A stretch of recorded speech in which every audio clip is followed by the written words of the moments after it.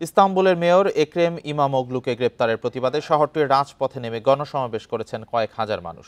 তুরস্কের প্রধান বিরোধী দল রিপাবলিকান পিপলস পার্টি সিএইচপি শনিবার এই গণসমাবেশের ডাক দেয়। এই ঈদে জামা জুতো অ্যাক্সেসরিজের ডিসকাউন্ট। সিএইচপির প্রার্থী হিসেবেই আসন্ন প্রেসিডেন্ট নির্বাচনে তুরস্কের বর্তমান প্রেসিডেন্ট রিসেপ তাইয়েপ এরদোয়ানের বিরুদ্ধে লড়ার কথা রয়েছে ইমামোগলুর। শনিবার তুরস্কের পতাকা ও ব্যানার হাতে নিয়ে গণসমাবেশে অংশ নেন ইমামোগলুর সমর্থকরা।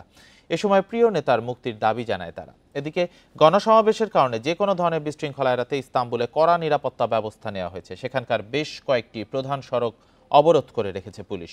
ইমামোগলুর সমর্থকদের ছত্রভঙ্গ করতে বিভিন্ন এলাকায় জলকামান ও দাঙ্গা পুলিশ মোতায়েন করা হয়েছে।